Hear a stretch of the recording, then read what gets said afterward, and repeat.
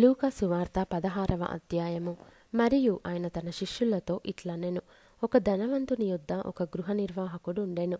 వాడతని ఆస్తిని పాడు చేయుచున్నాడని అతని యొద్ద వాని మీద నేరము మోపబడగా, అతడు వాని పిలిపించి, నిన్ను గూర్చి నేను వినుచున్న ఈ మాట ఏమిటి? నీ గృహ నిర్వాహకత్వపు లెక్క అప్పగించుము. నీవు ఇక మీదట గృహ నిర్వాహకుడవై ఉండవల్ల కాదని వానితో చెప్పెను. ఆ గృహ నిర్వాహకుడు తనలో తాను, నా యజమానుడు ఈ గృహ నిర్వాహకత్వపు పనిలో నుండి నన్ను తీసివేయును గనుక నేను ఏమి చేతును? త్రవ్వలేను, భిక్షమెత్త సిగ్గుపడుచున్నాను. నన్ను ఈ గృహ నిర్వాహకత్వపు పని నుండి తొలగించినప్పుడు వారు నన్ను తమ ఇండ్లలోనికి చేర్చుకొనున్నట్లు ఏమి చేయవలెనో నాకు తెలియననుకొని తన యజమానుని రుణస్థులలో ఒక్కొక్కని పిలిపించి, నీవు నా యజమానునికి ఎంత అచ్చియున్నావని మొదటివాని అడిగెను. వాడు 100 మణుగుల నూనె అని చెప్పగా, నీవు నీ చీటి తీసుకొని త్వరగా కూర్చుండి 70 మణుగులని వ్రాసికొమ్మని వానితో చెప్పెను. తరువాత వాడు, నీవు ఎంత అచ్చియున్నావని మరి ఒకని అడుగగా, వాడు 100 తూముల గోధుమలని చెప్పినప్పుడు వానితో, నీవు నీ చీటి తీసుకొని 80 తూములని వ్రాసుకొమ్మని చెప్పెను. అన్యాయస్తుడైన ఆ గృహ నిర్వాహకుడు యుక్తిగా నడుచుకొనెనని వాని యజమానుడు వాని మెచ్చుకొనెను. వెలుగు సంబంధుల కంటే ఈ లోక సంబంధులు తమ తరమును బట్టి చూడగా యుక్తిపరులై ఉన్నారు. అన్యాయపు సిరి వలన మీకు స్నేహితులను సంపాదించుకొనుడి. ఎందుకనగా ఆ సిరి మిమ్మును వదిలిపోవునప్పుడు వారు నిత్యమైన నివాసములలో మిమ్మును చేర్చుకొందురని మీతో చెప్పుచున్నాను. మిక్కిలి కొంచెములో నమ్మకముగా ఉండువాడు ఎక్కువలోనూ నమ్మకముగా ఉండును. మిక్కిలి కొంచెములో అన్యాయముగా ఉండువాడు ఎక్కువలోనూ అన్యాయముగా ఉండును.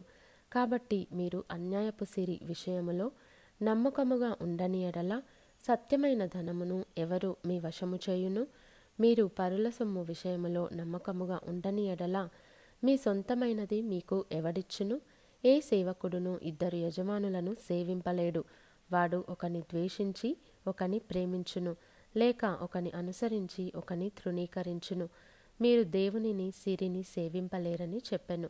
ధనాపేక్ష గల పరిసయ్యులు ఈ మాటలన్నీ విని ఆయనను అపహసించుచుండగా, ఆయన, మీరు మనుషుల ఎదుట నీతిమంతులని అనిపించుకొనువారు గాని దేవుడు మీ హృదయములను ఎరుగును.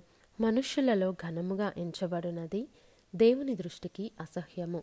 యోహాను కాలము వరకు ధర్మశాస్త్రమును ప్రవక్తలను ఉండిరి. అప్పటి నుండి దేవుని రాజ్య సువార్త ప్రకటింపబడుచున్నది. ప్రతివాడును ఆ రాజ్యములో బలవంతముగా జొరబడుచున్నాడు. ధర్మశాస్త్రములో ఒక పొల్లైన తప్పిపోవుట కంటే ఆకాశమును భూమియు గతించిపోవుట సులభము. తన భార్యను విడనాడి మరి ఒకతను వివాహము చేసుకొను ప్రతివాడు వ్యభిచరించుచున్నాడు. భర్తను విడిచిన దానిని వివాహము చేసుకొనువాడు వ్యభిచరించుచున్నాడు. ధనవంతుడొకడుండెను. అతడు ఊదారంగు బట్టలను సన్నపునార వస్త్రములను ధరించుకొని ప్రతిదినము బహుగా సుఖపడుచుండువాడు. లాజరు అను ఒక దరిద్రుడుండెను. వాడు కురుపులతో నిండినవాడై ధనవంతుని ఇంటి వాకిట పడియుండి అతని బల్ల మీద నుండి పడు రొట్టె ముక్కలతో ఆకలి తీర్చుకొనగోరెను. అంతేకాక కుక్కలు వచ్చి వాని కురుపులు నాకెను. ఆ దరిద్రుడు చనిపోయి దేవదూతల చేత అబ్రహాము రొమ్మున ఆనుకొనుటకు కొనిపోబడెను. ధనవంతుడు కూడా చనిపోయి పాతిపెట్టబడెను. అప్పుడతడు పాతాళంలో బాధపడుచు కన్నులెత్తి దూరము నుండి అబ్రహామును అతని రొమ్మున ఆనుకొనియున్న లాజరును చూచి, తండ్రివైన అబ్రహామా, నా యందు కనికరపడి తన వ్రేలి కొనను నీళ్లలో ముంచి నా నాలుకను చల్లార్చుటకు లాజరును పంపుము. నేను ఈ అగ్నిజ్వాలలో యాతన పడుచున్నానని కేకలు వేసి చెప్పెను. అందుకు అబ్రహాము, కుమారుడా, నీవు నీ జీవితకాలమందు నీకిష్టమైనట్టు సుఖము అనుభవించితివి. అలాగుననే లాజరు కష్టము అనుభవించెనని జ్ఞాపకము చేసుకొనుము. ఇప్పుడైతే వాడు ఇక్కడ నెమ్మది పొందుచున్నాడు, నీవు యాతన పడుచున్నావు. అంతేకాక ఇక్కడ నుండి మీ యొద్దకు దాటగోరువారు దాటి పోజాలకుండునట్లును, అక్కడి వారు మా యొద్దకు దాటి రాజాలకుండునట్లును మాకును మీకును మధ్య మహా అగాధముంచబడి ఉన్నదని చెప్పెను. అప్పుడతడు, తండ్రి, అలాగైతే నాకు 5 సహోదరులున్నారు. వారును ఈ వేదనకరమైన స్థలమునకు రాకుండా వారికి సాక్ష్యమిచ్చుటకై నా తండ్రి ఇంటికి వాని పంపవలెనని నిన్ను వేడుకొనుచున్నానెను.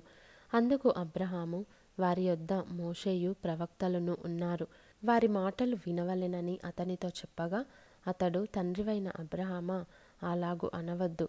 మృతులలో నుండి ఒకడు వారి యొద్దకు వెళ్ళిన ఎడల వారు మారు మనసు పొందుదురని చెప్పెను. అందుకతడు, మోషేయు ప్రవక్తలను చెప్పిన మాటలు వారు వినని ఎడల మృతులలో నుండి ఒకడు లేచినను వారు నమ్మరని అతనితో చెప్పెననెను.